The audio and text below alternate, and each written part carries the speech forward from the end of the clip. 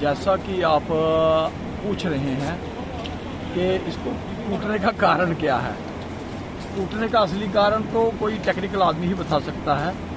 मैं सुबह से देख रहा हूं कि जो नेताओं का सीजन सा लग गया यहाँ पे, मुझे कहते हुए थोड़ा सा ये शर्म आ रही है, लेकिन हम पता नहीं क्यों एक आपदा में भी अफसर ढूंढना शुरू कर देते हैं, विशेषकर अपोजिशन के लोग। कोई संकट आता है, कोई नहीं चाहता कि कोई समाज जो है वो सफ़र करे, लेकिन पता नहीं क्या सुबह से मैं बाइट देख रहा हूँ, सबको पता है, और खासकर मैं देख रहा हूँ भाजपा को, हमारे नेताओं को ब्लेम किया जा रहा है। मुझे समझ नहीं आ रही, ये पुल जो है ये 2009 का बना हुआ है, आईटीडी कंपनी ने बनाया हुआ है। तो मैं क्या ये कहूँ कि उस समय जो कांग्रेस की सरकार थी उसका दोष है, या उस समय जो नेता थे उनका दोष है? किसी का दोष नहीं होता। ये इंजीनियर की एक टेक्नोलॉजी है, और इसका ये लोग, मैं प्रेस वालों से भी कहूँगा कि आप ये शब्द यूज कर रहे हैं बार बार, पुल टूट गया। पुल टूटा नहीं, पुल बैठ गया है। शब्द को करेक्शन कीजिए, ना वो टूटा है ना वो कहीं से क्रैक आया है। वो पुल जो पिलर है वो बैठ गया। बैठने का कारण क्या है? अवैध माइनिंग। जो 20-20 फुट हमने जो खोद दिया, दरिया का जो बेड था वो खोद दिया, तो उसका मुख्य कारण तो ये है। हम उस पर कोई नहीं जाना चाहता। हम ये देख रहे हैं कि पुल टूट गया, कहीं ना कहीं मोदी जी को, कोई गडकरी जी को गालियां निकाल रहा है, कोई किसी को गालियां निकाल रहा है। भाई कोई समझ तो लगे कि भाई गडकरी जी को क्यों नहीं गालियां निकालनी है? इसमें पुल कहीं भी बैठ सकता है, मैं ये नहीं कहता, हो सकता है ये भी बैठ जाता। क्वालिटी में कोई कमी नहीं है, मैं नहीं कहूँगा। पिछले साल मैं देख रहा था दयालचक का पुल टूटा, इलेक्शन का समय था, हर बंदा अपोजिशन का, कोई डॉक्टर जितेंद्र सिंह को गालियां निकाल रहा था, कोई गडकरी जी को, कोई मोदी जी को, है ना। जबकि वो भी पुल जो था वो 2009 का बना हुआ है, 2009 का बना हुआ है। वो भी आईटीडी कंपनी ने बनाया था, कांग्रेस के टाइम बना था। हमने नहीं बोला कि ये भाई उसके टाइम का बना हुआ है, क्योंकि इंजीनियर की एक टेक्नोलॉजी। और ये रही बात, क्वालिटी में कोई कॉम्प्रोमाइज नहीं है। आज भी जो बन रहे हैं, ये M40 का मटेरियल इसमें लग रहा है, उसमें एक रेत, एक बजरी और एक आधा रेत है, पौना रेत है ना, और एक ही सीमेंट में। सबसे हाईएस्ट रेशो उसको बोल सकते हैं, या कोई सरिया ना बीच में डाला हो। और मैं ये कहूँ कि कैसे बसोली वाला पुल टूटा, वो किसने बनाया था, वो किसके समय बना था, हमने नहीं बोले। अब बागता का पुल टूट गया, वो किसने बनाया, है ना। अब मैं तो कई बार बोलता हूँ जो किड़िया कनाल का ब्रिज है वो भी किसी दिन बह सकता, क्योंकि अवैध खनन और अफसर लोग, जितने लोग आए, लीडरों ने तकरीबन, मैं ये कहूँगा, लोगों ने अपने क्रशर लगा रखे हैं, अवैध खनन करते हैं, उस पर कोई बोलने को तैयार नहीं है।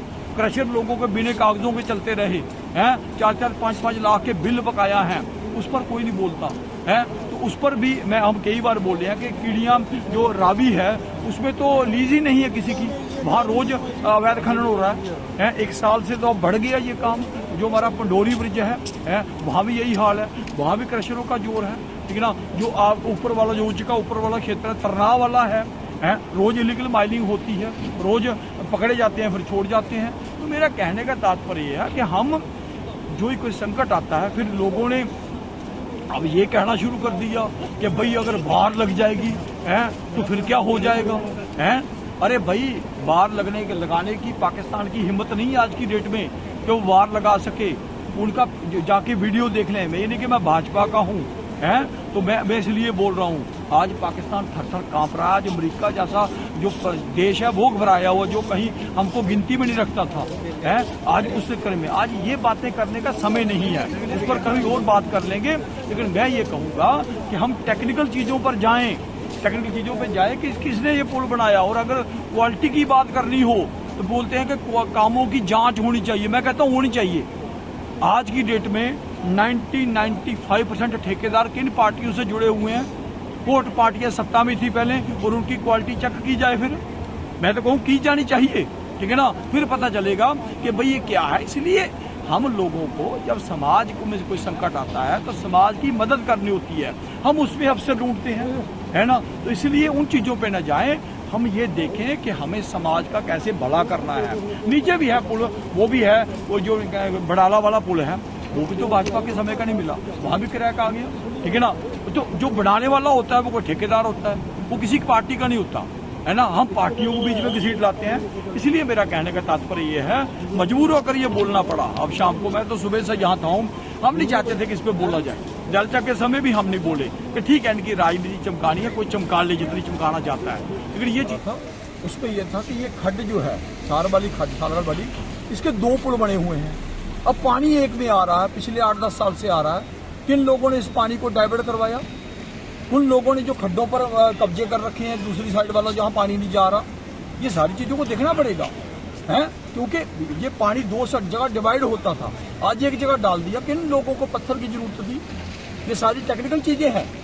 और प्रशासन को भी, जो अधिकारी थे उन्होंने माल कमाया। मैं सीधी सी बता दूं, मैं केवल बोलता हूँ, पिछले दिनों हमारी उसकी मीटिंग हुई थी, यहाँ MP साहब आए थे, हमारे दिशा की मीटिंग हुई थी।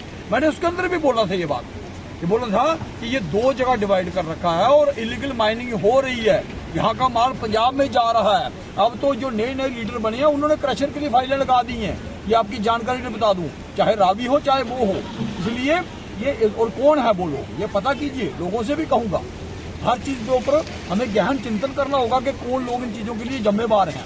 तो इसलिए मेरा कहने का तात्पर्य ये है कि ये खड्ड का पानी जो डिवाइड हुआ है, ये एक बहुत बड़ा कारण है इस पुल को डैमेज होने का। आज जो नीचे शेरपुर का गांव, बडाला का गांव खतरे में पड़ गए। क्यों पड़ गए? क्योंकि ये पानी डिवाइड नहीं है। अगर भगवान ने ये 2 पुल दिए थे, डिवाइड कर दिया उसको पानी को, तो इंसान ने जब एक किया तो तबाही तो होगी। यही एक उसका मुख्य कारण भी। धन्यवाद।